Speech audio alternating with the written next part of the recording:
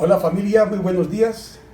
Espero hayan disfrutado de una semana muy bendecida y doy gracias a Dios por esta nueva oportunidad que me brinda de compartir con ustedes su bendita palabra.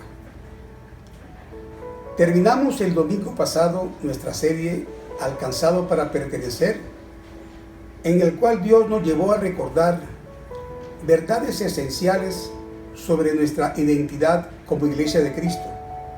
Vimos su conformación, cómo valorar lo que nos hace ser iglesia y cómo luchar juntos por la unidad y el crecimiento de la Iglesia de Cristo a pesar de las diversidades. Hoy iniciamos una nueva serie complementaria de la anterior que hemos titulado Evaluándonos como Iglesia a la luz de. Para eso tenemos un marco evaluativo constituido por la calificación que hace el Señor Jesucristo de su iglesia, representada por las 7 iglesias de Asia, de que trata el capítulo 2 y 3 del libro de Apocalipsis, donde el Señor muestra sus virtudes y sus defectos. El propósito de esta serie es perfilar a cada una de estas iglesias, estudiarlas una por una, y evaluarnos como iglesia a la luz de lo que el Señor Jesucristo ve en ellas. Hoy iniciamos evaluándonos como iglesia a la luz del primer amor. Apocalipsis capítulo 2. Y antes de entrar al texto, les invito a unirnos en oración por este tiempo. Amado Padre Celestial, te damos gracias, Señor Dios, por bendecirnos una vez más con tu bendita palabra. Guíanos, Señor Dios, a meditarla y a considerarla en nuestro caminar. Y te pedimos, Padre, que tú la fructifiques, Señor Dios, para honra y gloria de tu nombre en nuestro caminar como iglesia. Te lo pedimos en Cristo Jesús. Amén. Apocalipsis capítulo 2 dice: escribe al ángel de la iglesia en Éfeso, el que tiene las 7 estrellas en su diestra, el que anda en medio de los 7 candeleros de oro, dice esto. Este primer versículo contiene los antecedentes previos a la calificación del Señor Jesucristo. Está escribiendo esta carta, su remitente es el Señor Jesucristo, que es el que ha venido revelando a sus siervos las cosas que deben suceder. Y podemos ver en versículo 11 del capítulo 1, que decía: yo soy el alfa y la omega, el primero y el último. Escribe en un libro lo que ves y envíalo a las 7 iglesias que están en Asia: a Éfeso, Esmirna, Pérgamo, Tiatira, Sardis, Filadelfia y Laodicea. Estas 7 iglesias representan a la Iglesia Universal de Cristo, representan a toda iglesia de todo tiempo y en todo lugar. Estas 7 iglesias representan también a todo cristiano en todo tiempo y en todo lugar, como iglesia que somos de Cristo, ¿verdad? Y él dice: escribe al ángel de la iglesia, en el versículo 1 del capítulo 2. ¿Quién es el ángel de la iglesia? El ángel de la iglesia es el pastor o anciano que dirige la iglesia, pues la palabra ángel significa enviado, mensajero. El Señor Jesús escoge a los pastores y los envía a dirigir su iglesia. Somos sus mensajeros, porque damos a conocer el mensaje que le dio la iglesia, ¿verdad? Muy bien, dice a la iglesia que está en Éfeso, establecida en Éfeso. Éfeso era la capital de la provincia, era una metrópolis de Asia, es decir, una de las ciudades más importantes de Asia. Era una ciudad supremamente próspera porque estaba ubicada en un gran puerto.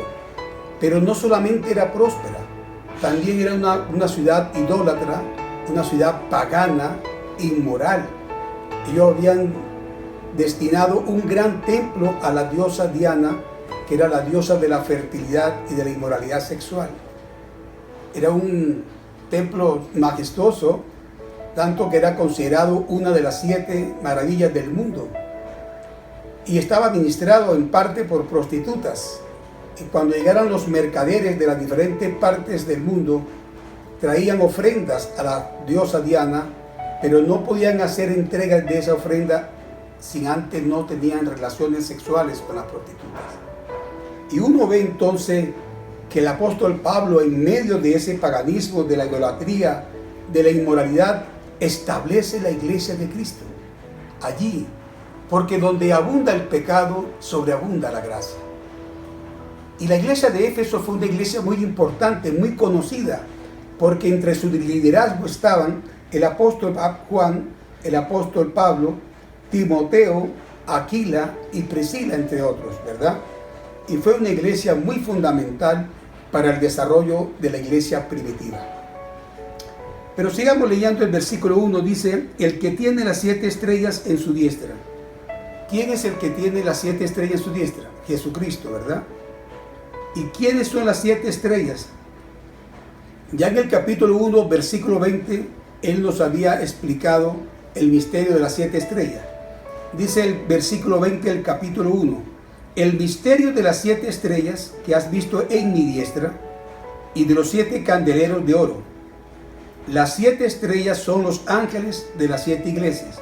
Ya vimos que los ángeles de la iglesia son los pastores. Y los 7 candeleros que has visto son las 7 iglesias. Entonces, esas 7 estrellas representan a los 7 pastores. Y los candeleros representan a las 7 iglesias. Pero es interesante ver que aquí están asociando las estrellas con los pastores, porque las estrellas tienen luz y disipan la oscuridad. Y nosotros, los pastores, entre nuestras funciones, tenemos el de llevar la luz de Cristo donde está la penumbra del pecado y direccionar a la iglesia al cumplimiento de esa misión de dar a conocer la luz de Cristo que vence el pecado. Porque para eso somos iglesia, para dar a conocer las virtudes de aquel que nos llamó de las tinieblas a su luz admirable, a su luz salvadora, a su luz transformadora. Pero ¿dónde dice que están las estrellas? Están en la diestra de Jesucristo. Da gozo saber que nosotros los pastores estamos en la diestra de nuestro Señor Jesucristo. No hay lugar más seguro que ese. Pero es obvio que si sabemos que entre los miembros de la iglesia, los que más reciben ataque al enemigo son los pastores y los ancianos. Porque él sabe, el enemigo sabe, que debilitando a la cabeza le queda más fácil apropiarse del cuerpo.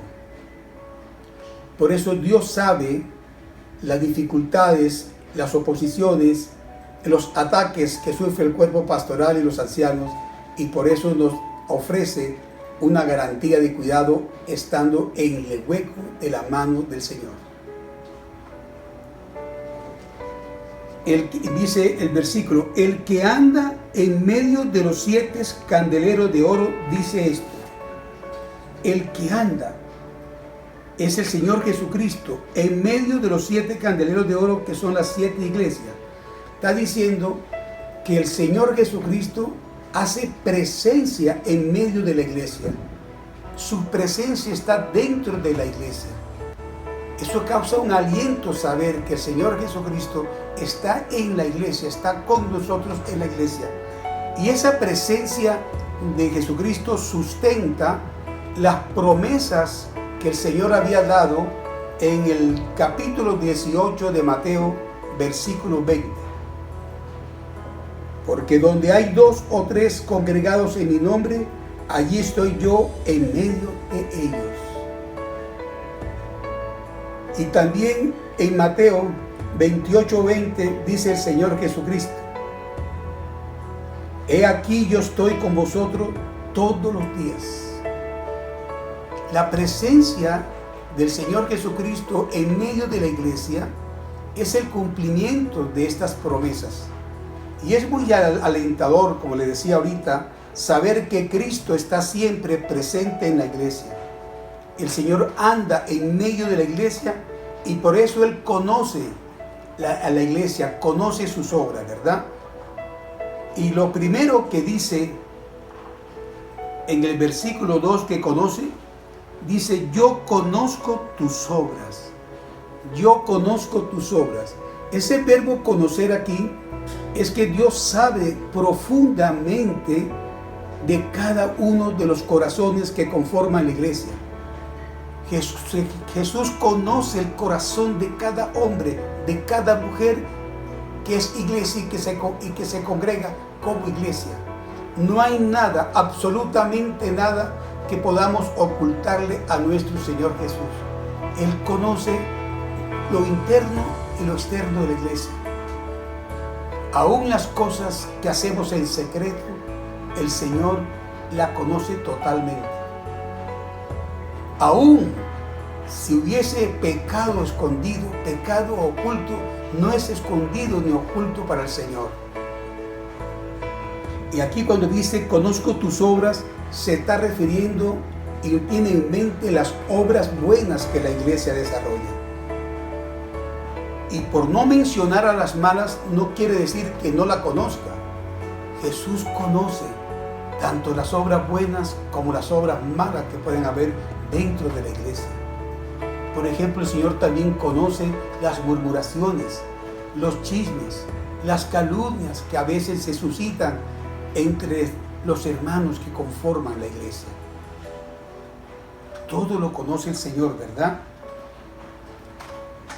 Él conoce toda nuestra realidad como individuos y como iglesia.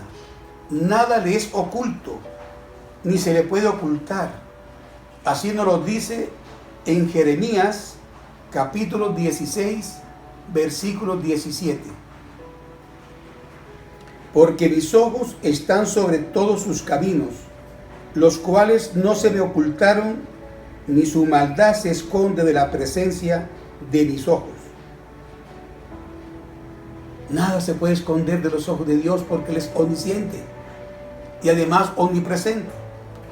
Igualmente, en el libro de Hebreos, capítulo 4, versículo 13, dice el Señor: no hay cosa creada que no sea manifiesta en su presencia. Antes bien, todas las cosas están desnudas y abiertas a los ojos de aquel a quien tenemos que dar cuentas. Y lo segundo que dice el Señor que conoce en el versículo 2, dice: y tu arduo trabajo y paciencia. El Señor, por estar presente en la iglesia, por estar en medio de la iglesia, conoce el trabajo arduo que hace la iglesia en el mundo. Y dice que es un trabajo arduo, no es un trabajo fácil, es un trabajo difícil. Porque el trabajo de la iglesia no es un trabajo físico, no es un trabajo material, no es un trabajo intelectual, es netamente espiritual. Y el trabajo espiritual abarca la causa misionera, la proclamación del Evangelio, que es poder de Dios para salvación. Es poder de Dios para salvación. Abarca la conquista de almas para Cristo.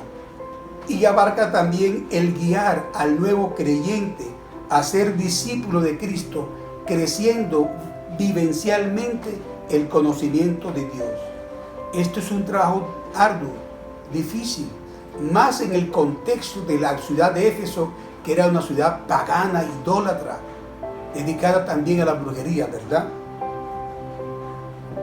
Ahora, entre las obras buenas de la iglesia, hay que contemplar también el trabajo caritativo que se hace con el fin de aliviar la situación de los unos a los otros, ayudando materialmente a los necesitados, a los enfermos, a las viudas, a los débiles. Éfeso era una iglesia de múltiples actividades en bien del Evangelio. La pregunta hoy para nosotros es: ¿cómo estamos nosotros frente a estas buenas cualidades de la iglesia de Éfeso? ¿Somos una iglesia trabajadora? ¿Somos incansables en el cumplimiento de nuestra misión de llevar la luz del Evangelio al mundo? Yo creo que sí hemos hecho la tarea, pero nos falta llegar a ser incansables y no paralizarnos por las dificultades. Estamos compartiendo de Cristo, estamos discipulando a los nuevos creyentes, Estamos estudiando en grupos en casa. Estamos estudiando y conociendo la palabra de Dios en los cursos que dicta la iglesia. Estamos en consejerías. Y yo pienso que si tú aún no te has conectado con la misión de la iglesia, hoy es el tiempo para que te incorpores en esta bella tarea. Ahora preguntémonos, ¿ayudamos a los necesitados? Yo doy gracias a Dios por el corazón sensible y solidario de nuestros hermanos de Comunidad Viva Prado, que han contribuido en esta pandemia con mercados a los hermanos necesitados, a los que han quedado sin trabajo, a los que le han suspendido el contrato. Dios le recompense abundantemente en gracia y amor. ¿Qué más conoce el Señor? Dice que es paciente, que la iglesia es paciente, que conoce su arduo trabajo y su paciencia. Es decir, ellos no estaban desesperados diciendo, esto no crece, esto no funciona, estas ofrendas no alcanzan para mucho. No, ellos eran pacientes y constantes aún bajo la presión de las circunstancias inciertas para ellos. Y una iglesia paciente ayuda a sobrellevar la oposición, las injusticias, las pruebas y las debilidades aún de otros. ¿Cómo está nuestra paciencia hoy en día como iglesia? ¿Cómo está nuestra paciencia? ¿Hemos aprendido a esperar los tiempos del Señor? ¿Hemos podido esperar entendiendo que el Señor está al control de cada situación y Él es el que está haciendo la obra? Cuando nos mostramos impacientes, nos estamos siendo impacientes con la obra del Señor, porque Él es el que está transformando corazones dentro de la iglesia. También dice que no puede soportar a los malos. ¿Qué quiere decir eso? La iglesia de Éfeso no permitía el pecado dentro de la iglesia. La iglesia de Éfeso era una iglesia que defendía la verdad de Dios, la moralidad, las buenas costumbres, y en consecuencia ellos se oponían a los practicantes del pecado que estaban dentro de la iglesia. Ellos luchaban por la moralidad. Y uno cuando ve esto dice wow, ¿qué clase de iglesia está acá? Es una iglesia increíble. Pero además de eso nos dice que la iglesia de Éfeso tenía una pureza doctrinal. Cuando dice, y has probado a los que se dicen ser apóstoles y no lo son, y los has hallado mentirosos. Ellos conocían muy bien las escrituras y por eso no tragaban entero. Tenían conciencia de lo que era una enseñanza correcta o una enseñanza incorrecta.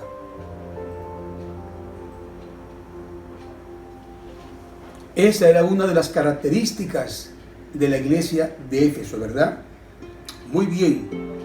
¿Qué más nos dice el Señor?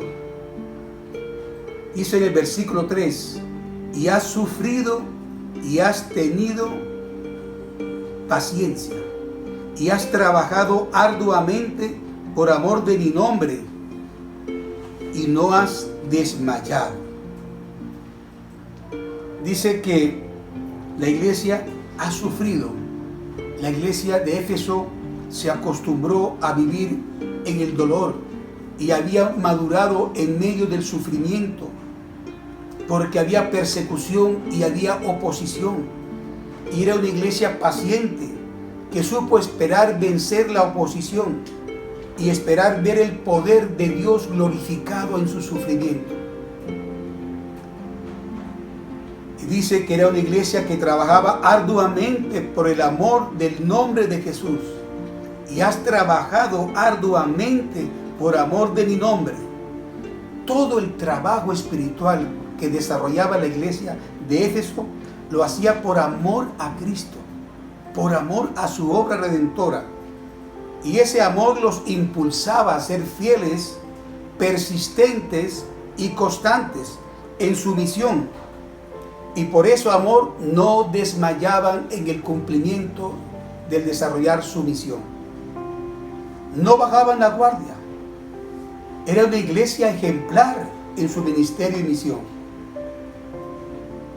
Hoy vemos en el contexto de la iglesia evangélica que muchas personas se mueven en la iglesia por otros intereses. Hoy muchos líderes y pastores han destronado a Jesús y se han puesto ellos en el trono del Señor. También hoy vemos a líderes de la iglesia que sirven y trabajan para agradar al hombre, para agradar al pastor. Por eso, cuando discrepan con el pastor, dejan de hacer las cosas que hacían en la iglesia, desisten de ellas, de su ministerio, y hasta terminan abandonando a la iglesia, porque no ven satisfechas sus pretensiones personales. Pero ¿qué pasó con la iglesia de Éfeso? ¿Qué le pasó a Éfeso que dice el Señor que tiene algo contra de ella? Vamos a verlo en el tercer acápite de esta enseñanza, que es subtitulado El reproche por el abandono al primer amor. El Señor Jesús, después de reconocer las buenas cualidades, el buen trabajo de la iglesia de Éfeso, como lo hemos descrito, como se ha descrito en estos primeros versículos, dice en el versículo 4: pero tengo contra ti que has dejado tu primer amor. Que has dejado tu primer amor. Es decir, la iglesia dejó de tener algo que sí tenía. Ya lo habíamos visto ahí en el versículo 3. Has trabajado arduamente por amor de mi nombre. Habían pasado ya aproximadamente unos 30 años. Y es cuando la iglesia empieza a perder el primer amor. La iglesia de Éfeso abandonó el amor a Cristo. Se volvió experta en el dolor, pero seca en el amor. Se convirtió en una iglesia recta, pero en una iglesia ruda. Era una iglesia que hacía bien las cosas, pero las hacía sin amor al nombre del Señor de la obra. Hacían grandes cosas, pero habían perdido el amor por el Señor de la obra. Y no hacían las cosas por amor a Jesús, sino por otras motivaciones. Quizás por amor a ellos mismos o por vanaglorias personales para obtener reconocimientos, fama o renombre. Y esas obras así no son aprobadas por Dios. Dios aprueba y no olvida las obras que se hacen por amor a su nombre. Miremos lo que dice Hebreos capítulo 13. Hebreos capítulo 6, versículo 10. Dice la palabra de Dios: porque Dios no es injusto para olvidar vuestra obra y el trabajo de amor que habéis mostrado hacia su nombre, habiendo servido a los santos y sirviéndoles aún.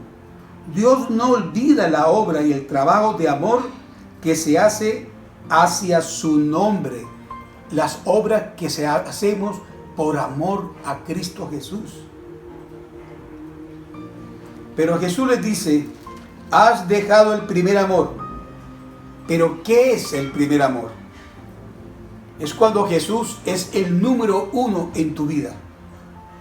Jesús mismo ilustra que Él es el principio y el fin de todo.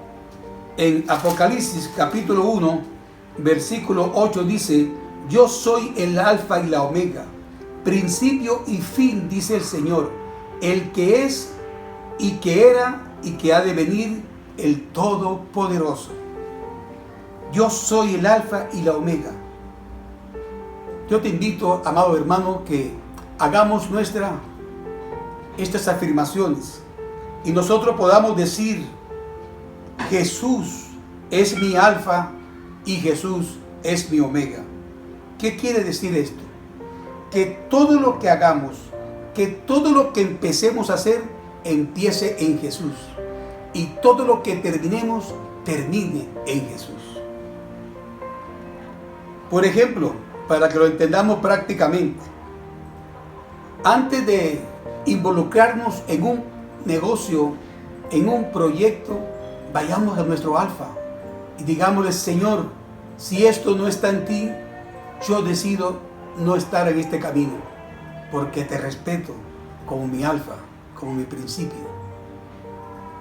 Antes de establecer una relación sentimental, vaya donde el alfa y pregúntele: Señor, si esta relación no es de ti, yo no me embarco en ella. Eso es respetar y considerar a Jesús como el principio de todo lo que hagamos, ¿verdad? Pero la iglesia de Éfeso dejó en el camino a Jesús. Ya no estaba Jesús en el primer lugar de su vida.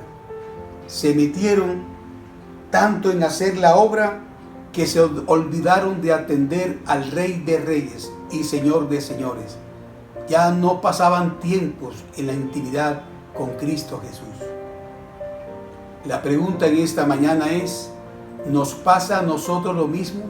¿A nosotros los pastores? ¿A los líderes de la iglesia? Nos involucramos tanto en la actividad ministerial que no nos queda tiempo o no apartamos tiempo para intimar con el Señor de la obra, con aquel que nos llamó a servirle, con aquel que nos designó como el líder de su iglesia. Nos ocurre frecuentemente, nos metemos tanto en las obras, tanto trabajamos con las personas que le pertenecen al Señor, pero nos olvidamos de tener tiempos especiales y de crecer en una relación significativa y trascendente con nuestro Señor. Ahora, si hemos perdido el primer amor, ¿cómo podemos regresar? ¿Cómo podemos recuperar el primer amor si lo hemos perdido? Vamos a verlo en el versículo 5. Primero dice: recuerda, por tanto, de dónde has caído. Lo primero que hay que hacer es recordar de dónde hemos caído. Recordar los buenos días de nuestra temprana fe cristiana.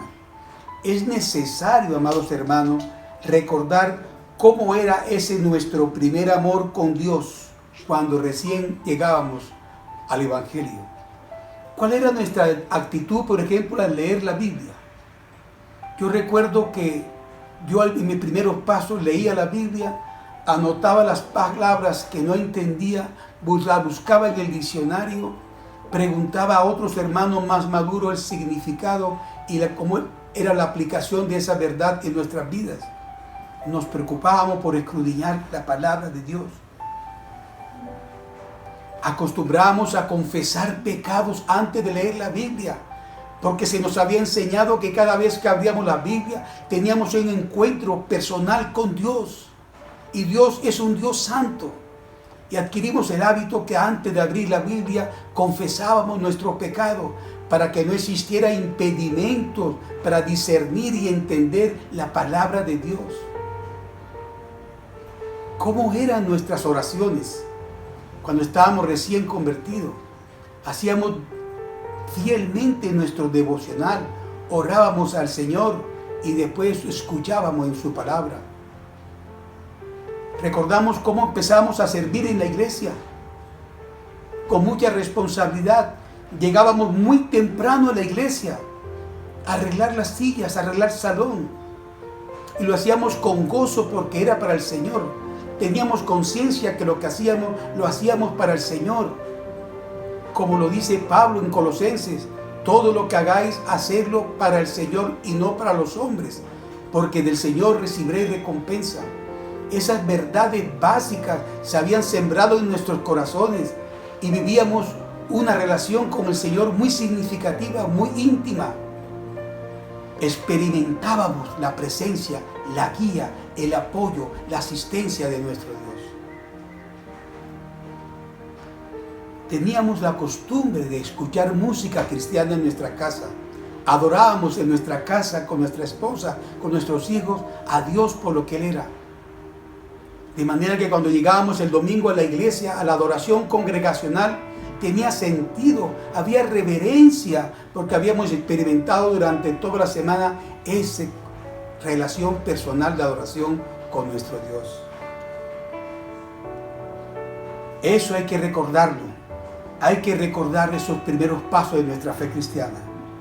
La pregunta en esta mañana para la iglesia es: ¿cuánto hace que no tienes un tiempo íntimo con Dios? ¿Cuánto hace que no apartas en tu agenda diaria un tiempo especial con Dios, en que tú puedas intimar con Él, escuchar su dirección y su guía, experimentar su presencia en tu alcoba, en tu aposento, en el sitio que tú hayas asignado en tu casa para relacionarte con nuestro Dios? Segundo que tenemos que hacer es, versículo 5, y arrepiéntete. Debemos confesar a nuestro Dios que hemos perdido el amor, la pasión por Cristo Jesús y por su obra redentora. Y tenemos que confesarlo porque es pecado no amar a Cristo. Porque si hay algo que impida el amar a Cristo, puede ser la presencia de un ídolo en nuestras vidas, que puede ser nuestro trabajo, nuestros bienes, nuestra familia, muchas cosas que podemos tener en nuestro corazón antes que al Señor. Por eso tenemos que confesarlo y pedirle al Señor que nos ayude a retomar el amor por Cristo y el amor por su obra salvadora. Tercero, dice el versículo 5, y haz las primeras obras, pues si no, vendré pronto a ti y quitaré tu candelero de su lugar si no te hubieras arrepentido. ¿Ustedes recuerdan cuando estábamos recién convertidos, experimentando el principio de la transformación que Dios estaba haciendo en nosotros? Porque ya desde que llegó a nuestra vida empezó a hacer su obra para convertirnos en nuevas criaturas. Y como lo dice Filipenses 1:6, persuadido de esto, que el que comenzó en vosotros la buena obra la perfeccionará hasta el día de Jesucristo. Y veíamos en nuestros primeros pasos en la vida cristiana cómo Dios empezaba a transformar algunas áreas de nuestra vida. Veíamos la obra transformadora de nuestro Señor y del Evangelio. Y entonces compartíamos con nuestros familiares, con nuestros amigos, con nuestros vecinos, la maravilla de la presencia de Cristo en nuestras vidas. Esa obra de antes tenemos que regresar a ella. Tenemos que gozarnos nuevamente, experimentar nuevamente el efecto salvífico de la obra de Cristo Jesús, para que impregnado de gratitud y de amor por ella, podamos darla a conocer a los que no lo tienen. Porque nos gozábamos saber que ya teníamos vida eterna, que habíamos asegurado nuestro destino eterno, y queríamos que todos estuvieran con nosotros en la gloria de Dios, que no fueran a estar apartados eternamente en un infierno. A esas primeras obras tenemos que regresar, amados hermanos.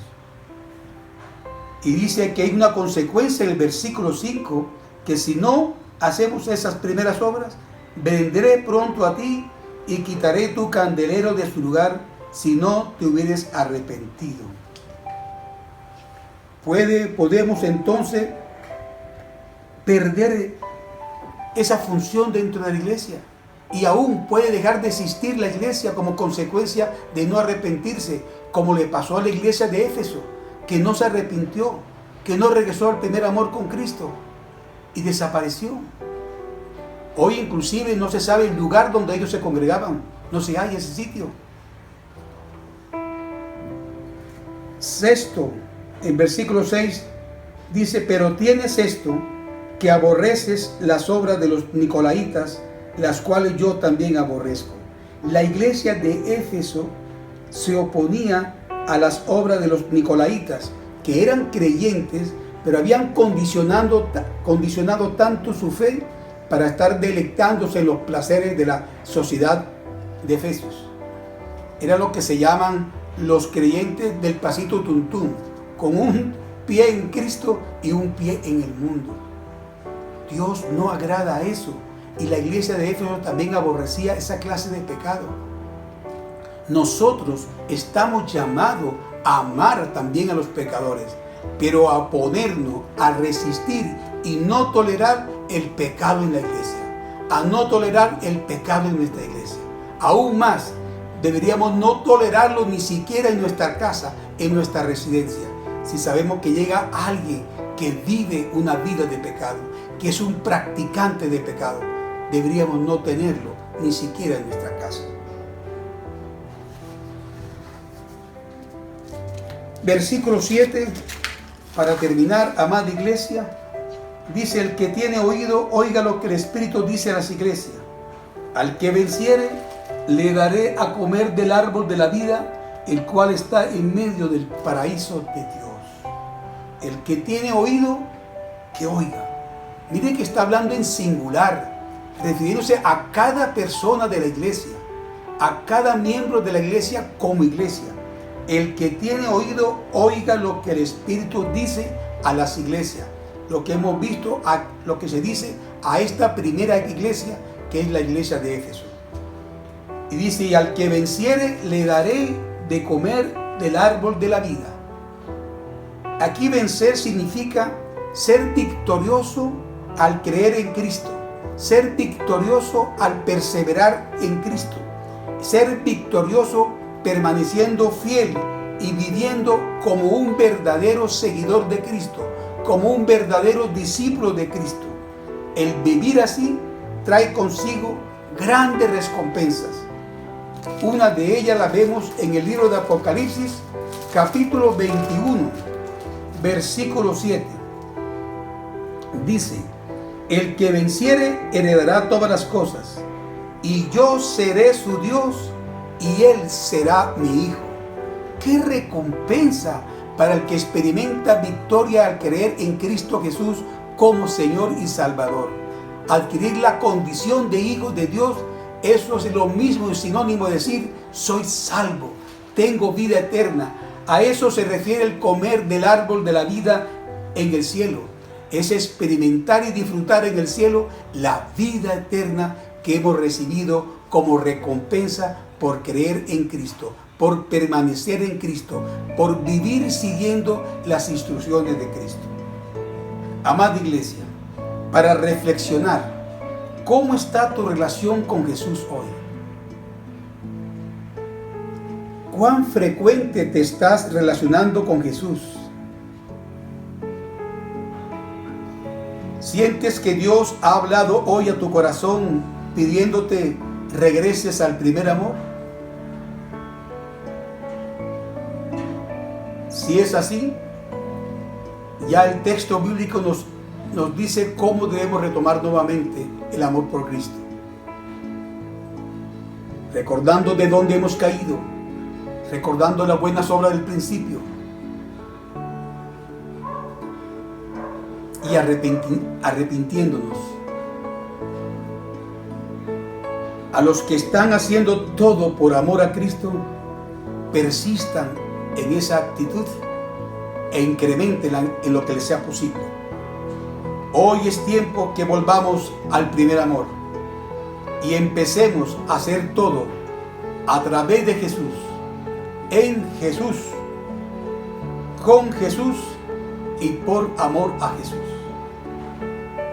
Ahora, amada iglesia, con reverencia y responsabilidad, vamos a participar en la Santa Cena, recordando el sacrificio de Jesucristo en la cruz como evidencia del primer amor, del primer y verdadero amor que nosotros conocimos.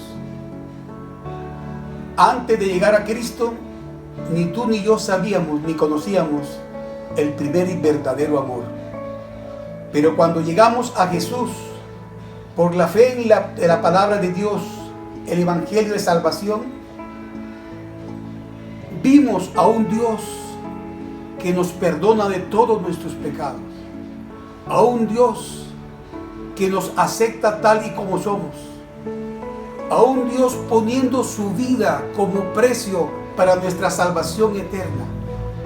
Ahí conocimos que ese era el primer y verdadero amor. Y es así que en la primera carta del apóstol Juan, capítulo 4, se nos dice que este es el primer amor. Dice: en esto se mostró el amor de Dios para con nosotros. Primera de Juan, capítulo 4, versículo 9. En esto se mostró el amor de Dios para con nosotros, en que Dios envió a su Hijo unigénito al mundo para que vivamos por Él. En esto consiste el amor, no en que nosotros hayamos amado a Dios, sino en que Él nos amó a nosotros y envió a su Hijo en propiciación por nuestros pecados. ¡Qué lindo! Ese es el primer y verdadero amor. Jesús te amó sin pedirte permiso. Jesús te amó sin pedirte a ti que lo amaras. Jesús dispuso poner su vida como precio por tu salvación eterna sin consultar contigo.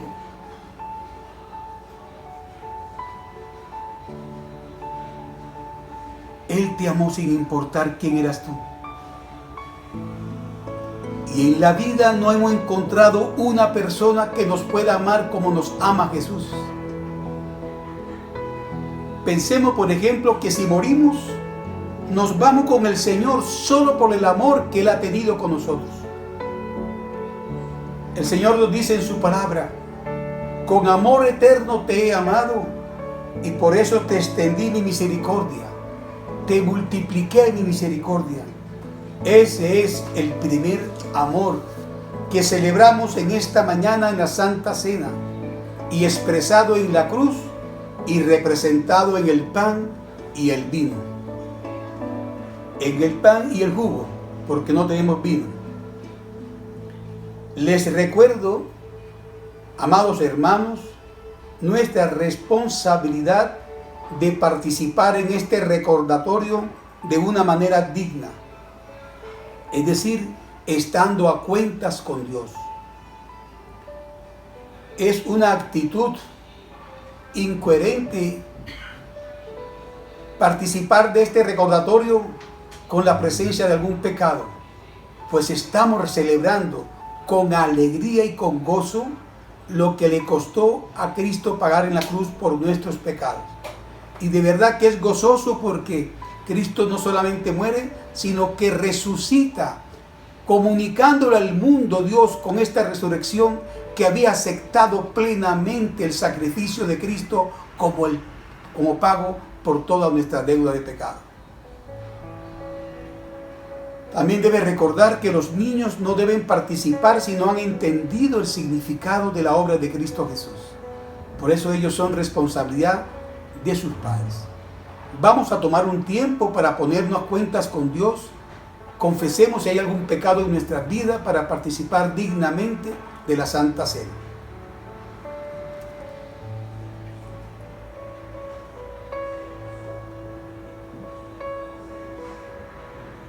Señor, perdónanos estos nuestros pecados y nos arrepentimos de cada uno de ellos.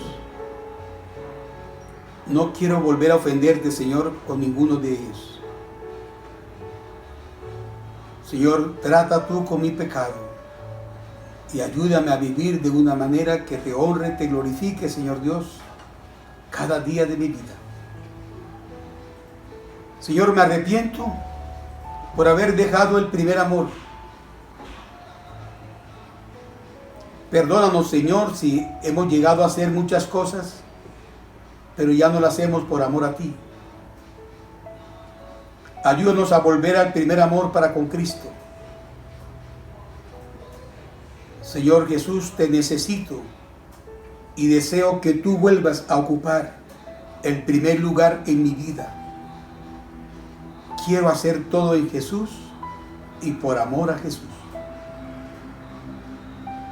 Al comer el pan y al tomar del jugo, demos gracias a Dios por este precioso y verdadero primer amor. Vamos a la primera carta a los Corintios, el capítulo 11, en el cual se nos habla de la institución de la Santa Cena del Señor. Dice el apóstol Pablo: Porque yo recibí del Señor lo que también os he enseñado, que el Señor Jesús, la noche que fue entregado, tomó pan.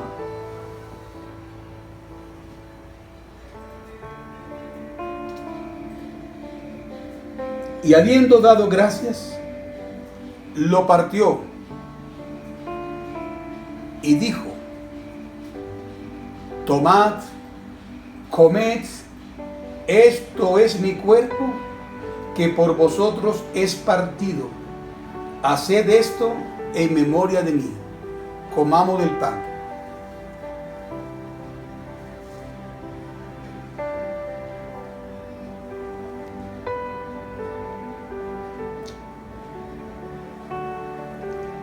Asimismo, tomó también la copa después de haber cenado, diciendo: esta copa es el nuevo pacto en mi sangre. Haced esto todas las veces que la bebieres en memoria de mí. Tomemos de la copa.